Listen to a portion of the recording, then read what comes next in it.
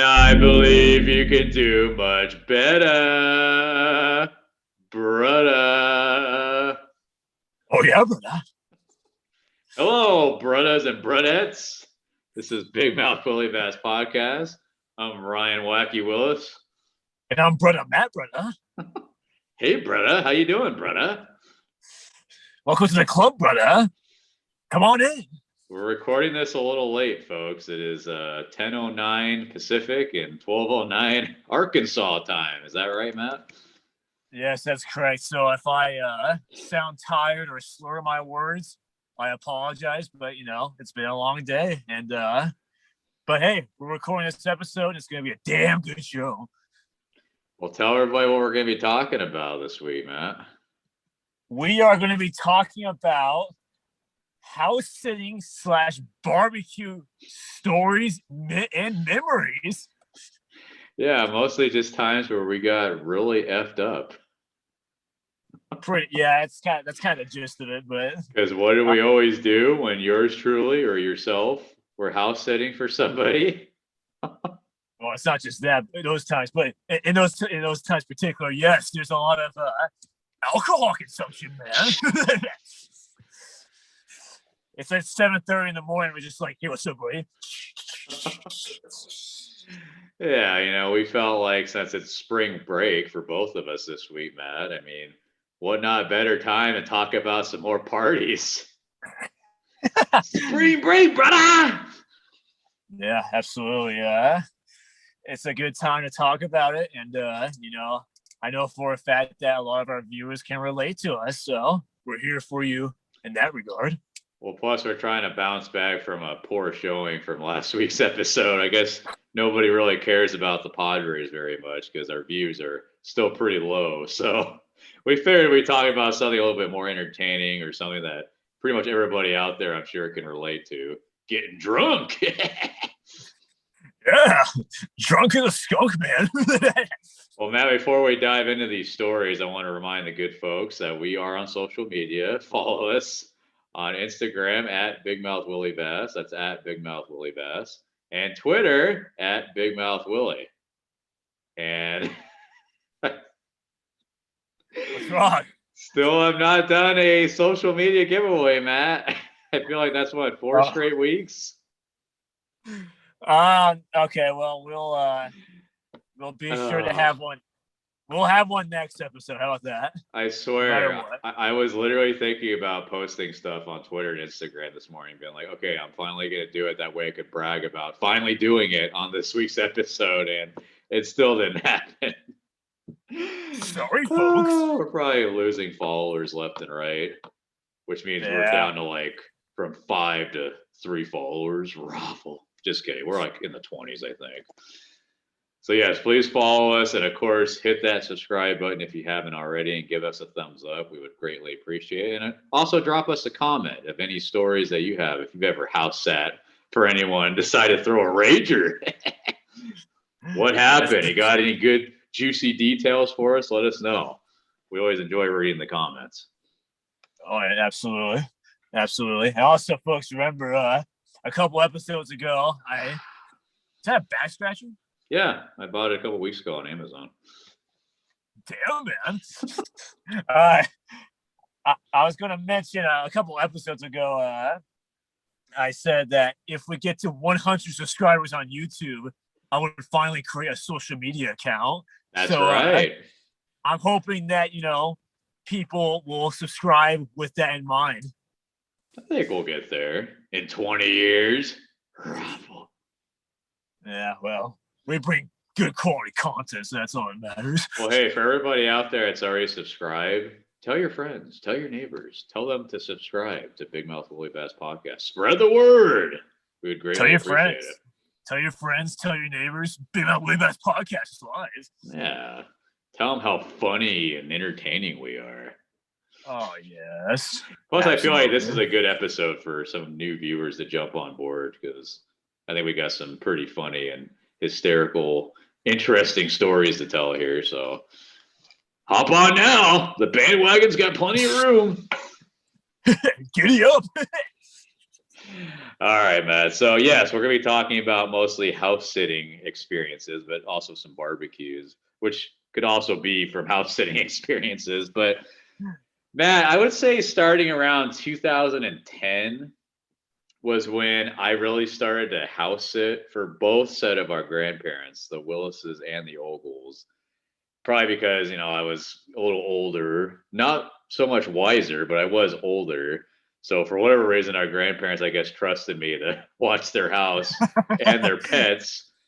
So immediately when I started house sitting, I would throw at least one party, typically at the Willises. The Ogles, we had a couple that we'll get into in a little bit, but usually it was the Willises that would house sit for the most anyway. Because they would usually go, and they still to this day go on these super long trips, like at least 10 days, 2 weeks, sometimes even almost a full month. So there'd just be plenty of time to just plan a party. And on top of that, Matt, our grandma Willis was always cool with me throwing a party. Like she had no issues with it. Yeah. I didn't even have to ask her if it was okay. She'd always just be like, "Oh yeah, and if you want to have friends over, you want to have a party, have fun. That's fine." Yeah, it's the polar opposite than what you think, because you would think, your grandparents would be like, "Oh, no visitors, don't break anything, this and that." But instead, they were just like, "Bring everyone in town over. We don't care." Well, our grandma Olga was kind of like that, Matt. She would kind of be like, "Now, no parties, like don't do anything crazy." But Grandma Willis, complete opposite, and even more hysterical, Matt, is their next door neighbor Betty, who is pushing 100 years old. She would be all right with it too. Like I would literally just go over to give her a heads up, like, "Hey, just let you know I'm gonna have a party tomorrow," and she would just jokingly be like, "Okay, I'll have the cops on speed dial." But then she'd immediately just laugh and be like, "Oh, that's fine. You're young. You're supposed to have fun. Don't worry about me. They could park in my driveway if you run out of room on the street." So, as you can see, folks, it was just the perfect scenario. It was just too good to be true, honestly. Like, you had to throw a party, right? Yeah. Yeah, we had lots of stories for sure, in particular at the W's household. So, so which story do you want to get started with, Rye? Because we got plenty of them. Well, yeah. Well, I was just gonna mention that. I mean, at the Willises, there wasn't a whole lot to do other than drink, but they live in an area in Oceanside where you could just see for miles and miles from their backyard. It's just a beautiful view, and it's like this bank, this huge steep bank that just goes straight down when their backyard ends. So what we would normally do is throw like dead oranges and lemons, rotten oranges and lemons, down this bank, and then eventually we started bringing our golf mat and just started hitting golf balls. And keep in mind, the sprinter station was like at the very bottom of the hill, and it wasn't too terribly far, Matt. So we could literally bust our drivers out. And matter of fact, I think a couple times you came pretty close to hitting the sprinter as it was going by.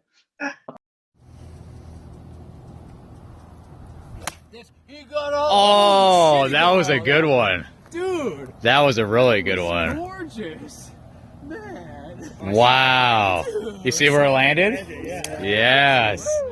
Wow, put your hands up in the air for that one. Dude. Wow. Please tell me you saw the connect on that. I did. That may have been a federal crime, but yeah, I came close to the sprinter and the parking lot that's next to the, back there behind the railroad tracks. So it was like a warehouse, like a big warehouse or something down there. Yeah, but there's like a bunch of cars parked back there, and that could have been pretty break some glass, man. Yeah, so I mean, we would pretty much find the dumbest shit to keep ourselves occupied and entertained while we were getting hammered. And of course, we would order pizza, we would play video games, we'd drink some more. We even played badminton once or twice, I remember. Yeah. Cornhole, beanbag toss. We did all kinds of stuff. So it was always fun. But man, let's go ahead and start with probably my favorite story from all of our times having parties there. It was a time, I don't remember how many people we had. We probably had a good like 7 or 8, if I had to guess. But we all started early, and that was kind of our motto whenever we house sat at the Willises is we would try to start drinking as early as possible, like sometimes even as early as like 10 or 11 o'clock in the morning. Because what we would do is we would start early, and it would, carry us until, probably middle of the afternoon, early evening. And then we would start getting super tired. And sometimes we would even take a little nap. And then we would kind of wake up and it'd be dark. And it's like, okay, time to start drinking again. We feel great. And it was just a great plan. But there was one time where all of us hit it just way too damn hard. And we literally all passed out. Yeah. And the problem is, one of our good buddies, Sean Stribley, was coming over later that night because he had to work. And by the time he got to the house, excuse me, got a frog in my throat. We were all passed out by the time he got there. Yeah. So he was like ringing the doorbell, banging on the front door, and we were just out cold. Nobody woke up. Well, yeah. Yeah, go ahead. Well, I was just going to say, I think he was standing outside for like a good 10 or 15 minutes. And little did he know the front door was unlocked this entire time. So eventually he just helped himself and walked right in and saw like 3 or 4 people passed out on the big couch right there in the living room. And then I think every bedroom was occupied with at least one person. So everybody was just knocked out cold. Finally, Juan Ruiz, the Cactus bodybuilder, wakes up. And I think he was just like, oh shit. Sean, how long have you been here? And then Stribley grabs the old video camera that I used to have and just records everybody passed out. He's like cursing us all out, whispering. It looks like the only people that aren't bitches are Juan and I. Right, Juan? Yeah. Yeah. My arm feels asleep. All the... Okay. All except for Juan's arm. Let's go take a look at the other people.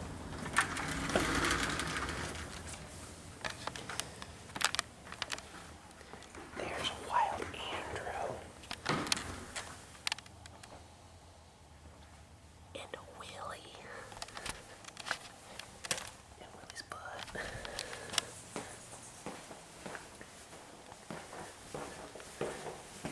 There's another Willie and a cat.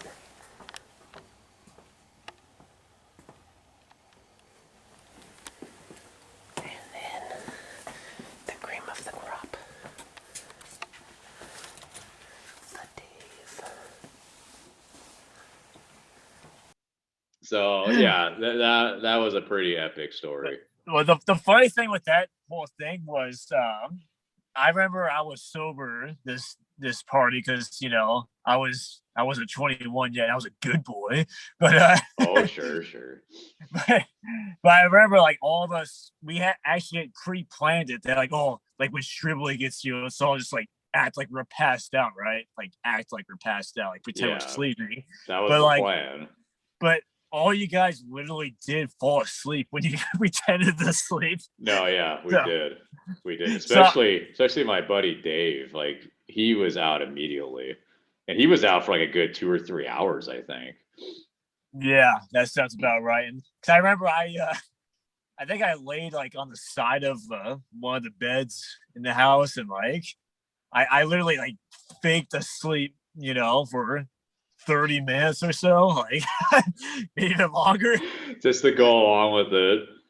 And I was thinking like you guys were like actually like playing this game with Stribley, but no, you guys were actually passed out at that point. Yeah, and still to this day, Stribley brings that up. Like, remember that time you guys all effing fell asleep and left me hanging? Asleep. Other times, when I've been here at 9, you guys are still somewhat awake, except for you who's half passed out. Yeah. But the one fucking time I'm able to get here early, y'all passed out. Literally all of you. I'm sitting here pounding on the door, ringing the doorbell. I was like, oh, I'm just going to test it. Oh, it's open, and everybody's fucking asleep. Well, at least Juan woke up. No, so fucking. Yeah, after I was here for like an hour. So Juan fell asleep like an hour before. Hey, Juan at least woke up to hang out with me. Don't even point fingers at Juan right now. I'm just saying. No. Don't. Juan is an Wasn't it angel. an hour? An angel. I also want to point out from that night, for any of us who are diehard followers of our channel, our very first video that we posted was a video of Stribley saying "Toga, Toga." That's on our channel. You know what I'm talking about? Yeah. That was the same night. So that was a fun That's fact. right. Good point, man. Yeah, that was from that night. Who wants to go? I'll go. Toga! Toga! Toga! Toga! Toga! Toga! Yeah! Woo!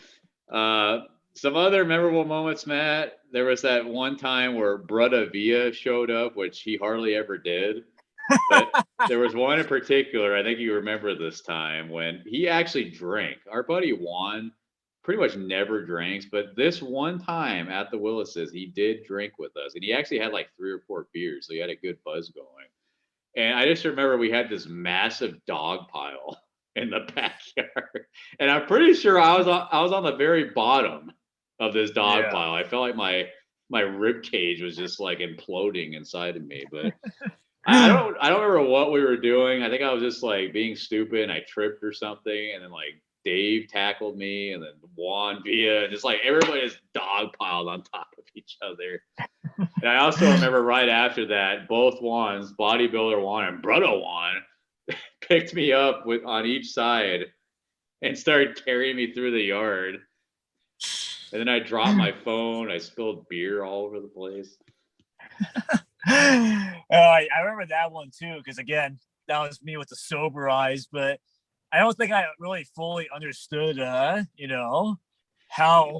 effed up you guys were, because obviously I hadn't really like drank much at that point, but yeah, that was definitely a fun one to witness too, because Brother Villa, is someone that doesn't really drink that often to begin with, so it was kind of like a rare instance where you got to see him like in a different mindset. But that was honestly probably like one of my favorite parties / hangouts that we had there, just because Juan was there and he was actually drinking with us. It was just a lot of fun. Like we were just all getting crazy. There was also that other time, Matt, when we were playing badminton, because our friend Dave is super into badminton, and his racket broke somehow, and he ended up tomahawking his broken racket down this steep bank that I mentioned a few minutes ago. And it was like, not only did he tomahawk it, but it was like perfect. And we have it on video. And it's just like a perfect arch, just spiraling through the air, he literally, majestic.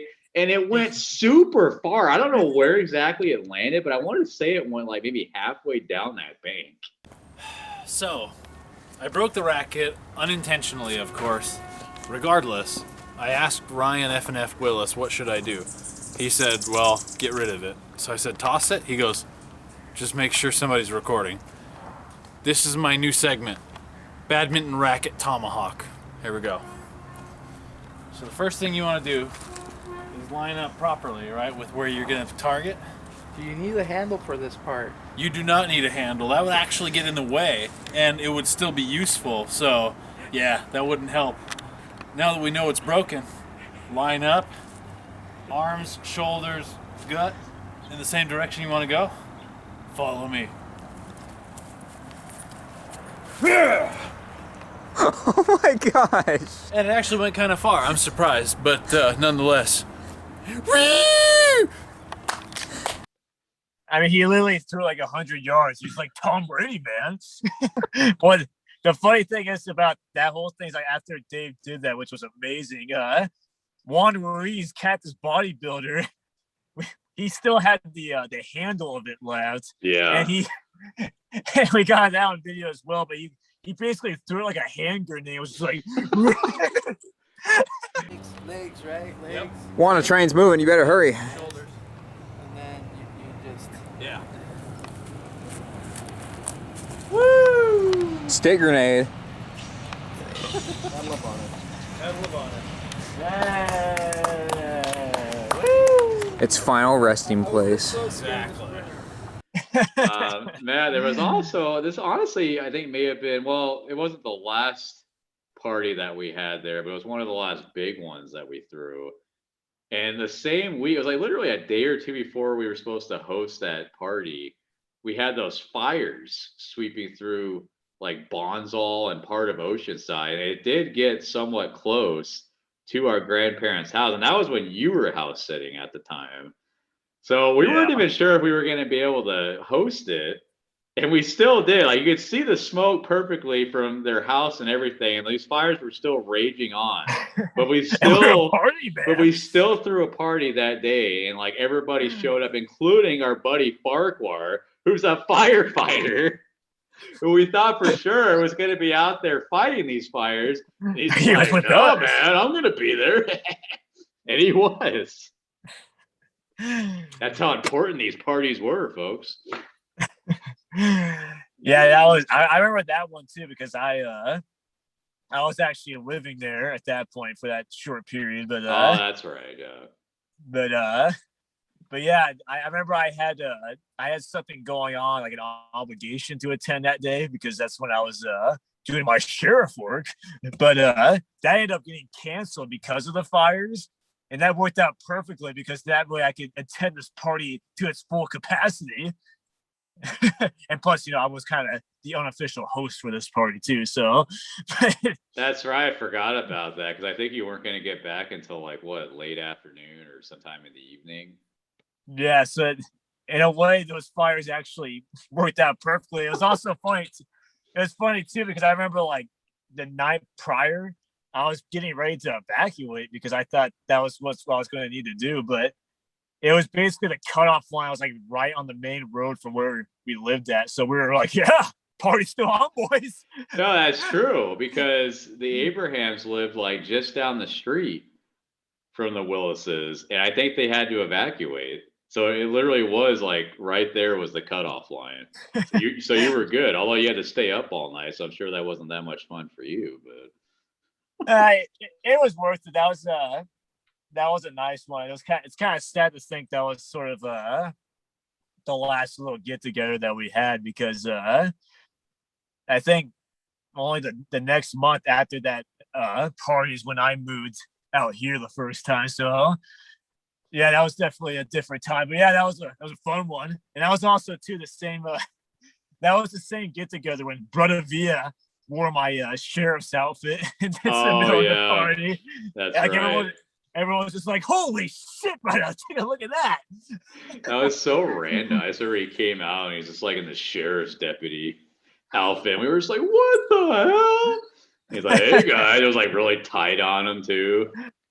Yeah, that was amazing. That was amazing. I honestly feel like that may have been the party we had the most amount of people attend. Because like literally everybody showed up for that one, including Farquhar, which I think that was the only one he ever came to. It was just really random. Like everybody was able, like Seamus McTiernan, one of our loyal viewers, like he lived hours away and he made the drive just to attend that damn party. So that was a good turnout. That was definitely our last big blowout that we had at the house because we did have a little get together last year before you moved back to Arkansas for the second time. But there was only a couple of us that made it to that one. It was a really small, chill atmosphere for that one. So, yeah. Matt, a couple others wrapping up the Willises here. Speaking of Seamus McTiernan, aka Eric Childs, aka Sherry, there was a time we would always order pizza. I mean, if we didn't get Upper Crust, which was just down the street there in Oceanside, we would always order either Domino's or Pizza Hut. Well, there was one instance where we were doing a delivery from Pizza Hut and we were doing it online. And, it always has that, oh, you have any special requests or whatever? And Seamus took my phone and he puts in, I specifically asked for the pepperoni to be shaped as a penis. Yeah, that's the original. Submitted the order, and no, the pepperonis were not shaped in a penis. It was funny, right? Fairly recently, we had a party with some coworkers of mine, and I suggested that same exact thing, and we ended up doing that as well, just based off that experience. So those poor employees. I hope they at least got a kick out of it, but they were probably also like, "Oh shoot, do we want to make this delivery?" And then what made it even more comical is Seamus did a full-on review like the next morning. Like, I was highly dissatisfied that, they did not come through with my request. However, the pizza was very tasty. I mean, that was the top-rated review of that Pizza Hut too. So I mean, we're getting a good publicity. Yeah. But just speaking of deliveries, man, it just seemed like every time the delivery driver would show up, we would all like just do weird shit. Like we'd all like crowd around the door, but we would be like hiding, and then we'd have one person open the door and be like, "Oh, how you doing?" Giving the guy the money, getting the pizzas, and there's like 10 people on each side, like hiding like this, like peeking around the door, doing handstands, and we all take our shirts off or something. yeah, we'd all be naked practically.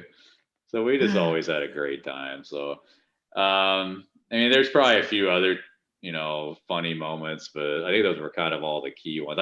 I do remember one time, I don't know if you were even there for it, Matt, but one of the neighbors, like a couple doors down, came up to the door because they were concerned about Boise, our grandparents' cat, who at that time used to be allowed outside. He's not anymore. He's been attacked a couple times by a dog or coyote or whatever. But he was like concerned about Boise. I forget if it was because he hadn't seen him in a while or what. But I was just like totally gone. So I was just like trying to be coherent as possible as I'm talking. I'm like, oh yeah, he's fine. Like, don't worry. And then like as soon as I closed the door, I just turned around because we were all playing Medal of Honor on the GameCube. And I just remember saying, let's get back to killing Nazis. Like, and I'm sure it was clear as day, loud enough for this guy to hear because I had just closed the door as he was turning around to walk away. And I just shout this at the top of my lungs. So yeah, I thought that was pretty funny. Everybody had a kick out of that. I also remember there was a time we were ordering pizza in the computer room, and our buddy Stribley grabbed the lamp. You remember this? And he like brought it down to my head, and it felt like my hair was on fire. And finally, I was like, "Oh shit!" Like, I had no idea what he was even doing for like a good few seconds there. It literally just felt like my hair was catching on fire. It's like one of those old school like 1980s lamps that probably are very unsafe these days and are a fire hazard. Yeah, I think I do remember that, but I think it's also noteworthy too that like since we usually, if we did a barbecue, we always had this tradition that we ordered pizza, and we would always go into their computer room. But it was always funny too because we would always be super loud in that room in particular, and we always had the window wide open where there's in full earshot all the pedestrians walking on the sidewalk, and they would. I always remember too. I would just like look out the window. I always see like people that were walking by, just like be looking up, like the hell is going on up there? Yeah. I'm honestly surprised that like, and maybe they did, I don't know, but I'm surprised that none of the neighbors, never really made a big fuss over it or talked to our grandparents when they got back. Like, hey, were you aware that your grandson was throwing a raging party and keeping us up? I mean, to be fair, I think we did, quiet down once it kind of got after hours. But yeah, we were definitely pretty loud for a good chunk of the day. There's no doubt. And like even when we were all out in the backyard, we were, I'm sure, sounding like a freaking petting zoo out there. So. Oh man, good times. Well, good times. Yeah, at least we only had them like once a year, maybe like twice a year. It's not like we lived there. We're having those all the time. No, I do miss it though. Those were always a lot of fun. Matt, switching gears a little bit, let's talk about barbecues, in particular barbecues that we've had at our buddy Sean Stribley's house. Because usually when we have like just a casual hangout where we're not house sitting for the grandparents, we seem to always go to our pal Stribley's house because for one, he's got a great place and he's a great barbecuer. So we've had a lot of fun barbecues at his place, and a couple memorable moments for me anyway was it was the New Year's party that we had for last year. Of course, a couple of months before COVID was just, rearing its ugly head here in the States. But we had a pretty big turnout for that New Year's party. And you, my friend, brother Matt, got pretty toasted that night. And you were definitely, causing a scene, I would say. You were sitting in between Brother Villa and myself at the bonfire, and your good buddy Marcus was sitting on the complete opposite side of the fire. And instead of going over to him and sitting next to him to have a conversation, you decided to shout everything you wanted to tell him. And you were just shouting right into my ear, Brother Villa's ear. And you were just constantly going, "Hey, Marcus!" Like, as loud as you possibly could imagine. And I kept telling him, "Matt, can you please just move your chair to where Marcus is sitting? Go over there. Better yet, go down to the bottom of the driveway." And you're just like, "Oh, I'm okay, buddy." "Hey, Marcus!" Yeah, I remember you like saying that. I guess I didn't get the memo for you wanted me to like sit over there and move, but I was just like, "No, I'm good right here, buddy." Like literally 2 seconds later, "Hey, Marcus!"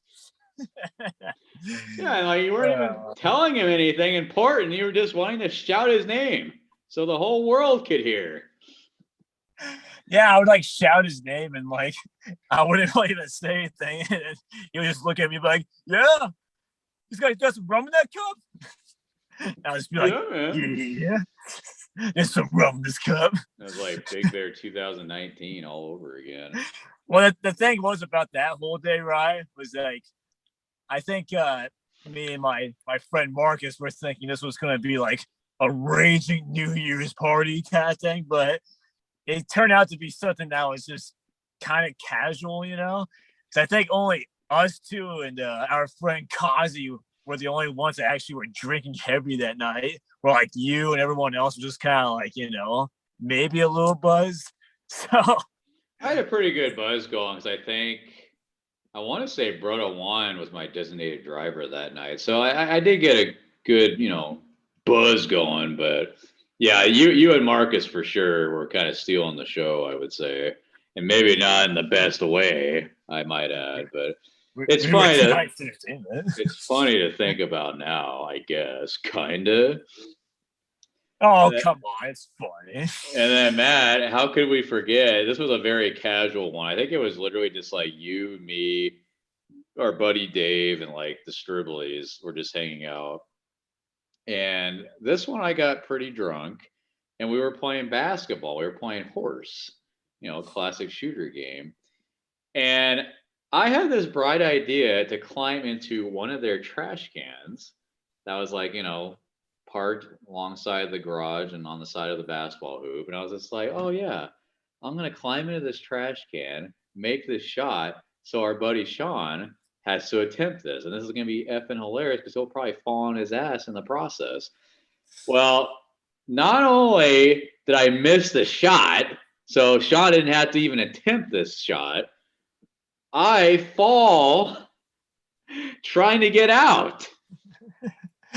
And I just remember I practically face planted. Fortunately or unfortunately, my hand, I forget if it was my left or my right hand, but it like slammed against the concrete to kind of brace my fall so I didn't land right on my face. That was the good thing. But the bad thing is I really messed up my hand because I remember for like a good 6 months after that, I would like press in a certain area, like on the palm area here, like on the bottom of my hand, and it would hurt. So I feel like it was either like a severe bruise, like a deep bone bruise, or I may have even broken a bone in my hand. I don't know. But either way, I remember for like a good half a year after that, I had like these sharp pains in the palm of my hand. So that was not a bright idea. But I also remember, Matt, when I fell and I was just kind of like in shock for a few seconds of what just happened. Their dad, Bill, may he rest in peace, just clear as day, like, "Sean, help him up." Because everybody was just laughing and just kind of like staring at me like, "Oh, you idiot." But nobody was helping me up. I remember that one very good because I was standing right next to you when that happened.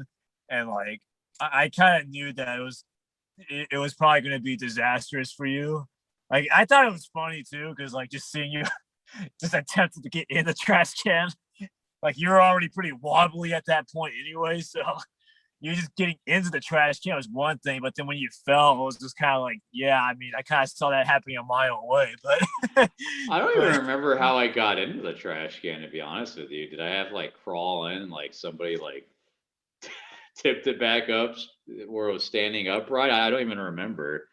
Because there's no way I could have just been able to climb into it with it standing up, because I would have fallen that way. maybe Stribley helped you in. I don't really remember you. Like I just remember it was a process, you getting into it, and then you were attempting to get out, and then the inevitable. Ugh! Yeah, I think I also I think I broke their trash can. You did. I think I That's broke right, a few you did. pieces off of it. So yeah. They might still have that Sorry. today. Yeah, I don't know. That's a good question. I don't think they do. I feel like they would still bring it up if they still had that trash can, but not one of my better ideas. I think if I would have made the shot, it would have almost had been worth it. But even then, I don't know. It would have only been worth it if I would have made it and Sean would have fallen on his ass or something. Or he like makes that shot. It's like a continuous cycle, or like you or Dave would have had to attempt it or something. Like I don't. Somebody was bound to get hurt, and it was me because it was my idea. Yeah. So anyway, that's pretty much all I had for barbecues at Stribley's, Matt. But I also wanted to mention a couple stories from when I house sat at the Ogle. So again, at the Ogle grandparents, when I house sat for them, I usually did not throw parties there because, for one, our grandparents would never really leave for longer than a couple days. So it's kind of hard to plan one anyway. But also, they were kind of strict, like, yeah, we would rather you not, have anybody over. But there was one time I got permission for my 21st birthday to have a party there when they were out of town. Surprisingly enough, I think it was probably because my mom asked them. And look, we honestly didn't even drink that much for my 21st, as crazy as that sounds. I just remember having like 5 Coors Lights that night. Like that was my 21st birthday. Like I really did not drink. Man.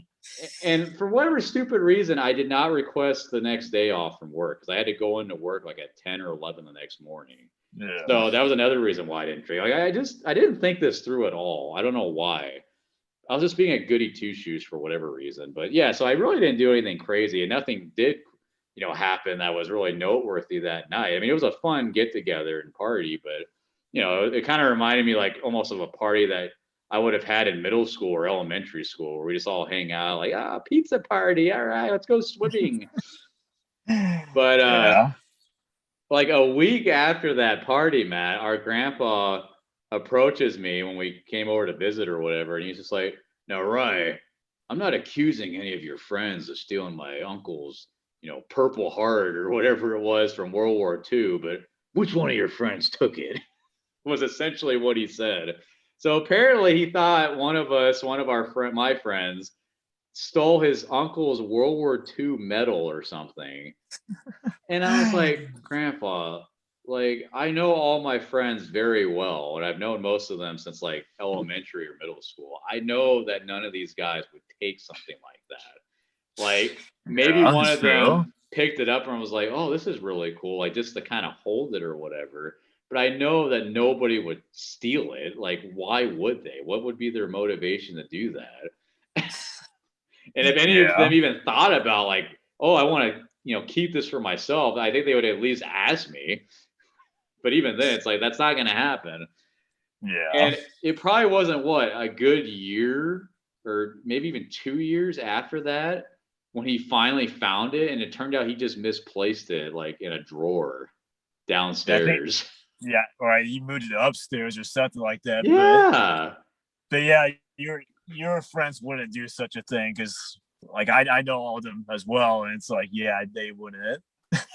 Like, there's no reason they would do that. Well, I remember I even sent out like a group text to everybody. I was like, hey guys, like, I feel silly even asking this, but apparently my grandpa's uncle's World War II medal is missing. And he's just wondering like if anybody like misplaced it during the party that we had there. And everybody was just like, what? And, like, we're making jokes about it. Like, what are you even talking about? I don't even remember seeing this thing. So it was just really random. But anyway, when he finally admitted, like, oh yeah, I found it. It turns out I just misplaced it myself. And I told everybody. Everybody had a great laugh about it. But Matt, that was also the infamous party where our good buddy Dave goes up to our dad and it was just like, hey, Mr. Willis, you want to share a beer with your son, your firstborn who just turned 21? And our dad was just like, no. F no, man. Well, you get your ass kicked for even suggesting that. Oh my God! To this day, Dave thinks that our dad hates him. Yeah, I mean, our dad didn't actually have that reaction. It was more like, no, I'd rather not. I'm still like getting over the fact that he's old enough to drink a beer now. And he just kind of like walked away, and Dave was just like, oh, well, this is awkward.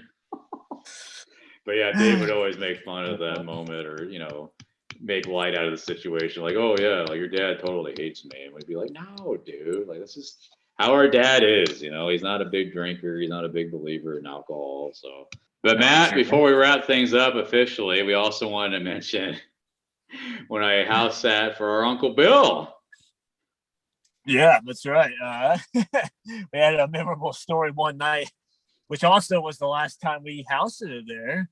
And there's a reason for it. Yeah. Well, yeah. I think this was like the second or third time that he asked me to house sit. I think in total he did have me house sit at least 2, maybe even 3 times, but this was the last time. And it was you, me, our brother Clay, and I invited my buddy Ryan Causey and Andrew Schmuck Abraham. It was just those 2 that came over. Or was Eric Childs there? I feel like Eric may have shown up for a little bit. I can't remember. I think he did, actually. But I don't think he was there for very long. Eric, do you remember this? No, he doesn't remember. So anyway, it was later on in the night, and we weren't doing anything crazy. I don't remember us really drinking all that much at all. I probably had like maybe a 6-pack or something, nothing too insane. Our buddy Ryan Causey, when he goes to sit down on the couch that he used to have, he like threw his entire body into the couch when he went to sit down. Like, he didn't, sit down like a normal person like that. He was just like, whoosh. And when he did this, you just hear a ping. It sounded like a piano like fell from a 3-story building or something. And I just remember thinking like, okay, that did not sound good. And I remember Kazi was just kind of like looking at it. He's like, that didn't sound good. Oh, well. And I was just like, did he just break the couch right now? But it seemed like it was fine. I remember I was sitting right there as well, and I saw the entire thing.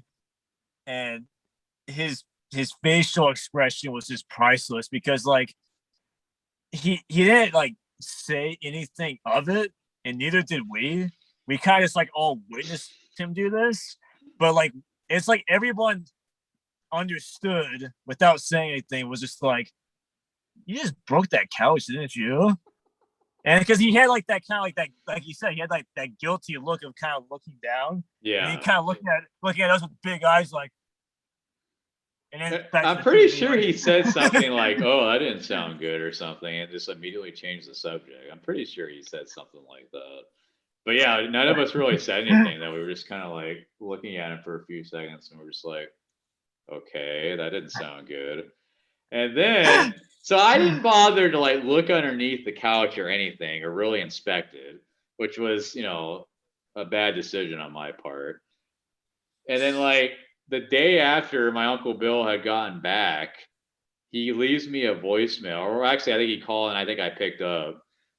And he's just like, right, look, like if you break something, that's cool. Like I really don't care. As long as the house is still standing, that's really all I care about. But if you do break something, I'd really appreciate if you give me a heads up and just, come clean and be upfront about it. And I was like, wait, what? What are you talking about, Uncle Bill? And he's like, the couch. The couch is completely destroyed. Like you can't even sit in it. Like the springs were like all, underneath on the floor. Like, did you not notice this? And I'm like, Uncle Bill, I seriously didn't know. Like, obviously I knew that, Kazi had sat down and we heard a noise. So I was putting 2 and 2 together, but I didn't realize that it was that screwed up. So anyway, that was like a big ordeal, and I was like offering to pay for a new couch or whatever, and he didn't, take me up on that offer. But I do remember texting Kazi, and I was like, "Hey, so it turns out you broke the couch when you like threw your body into it," and like his response was "lol" or something, and I was like, "Oh, thanks, douche." Yeah, But but that was because of that, yeah. that is why he never asked me to house sit again.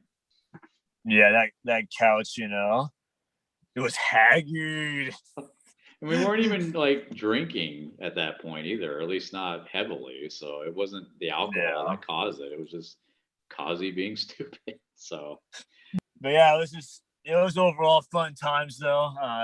That's definitely something that I definitely miss now that I no longer live out there, was, having those get-togethers and all those experiences, because they were always, pretty historical, man, but and historical and hysterical.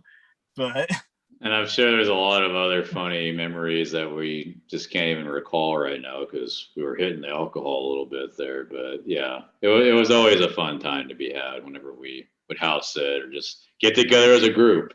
That's why we made that Big Bear memories episode. We've gone to Big Bear so many times. Yeah, well, that's the thing too, because like, for anybody that watched that episode, it's basically like that, but it's all just in one day.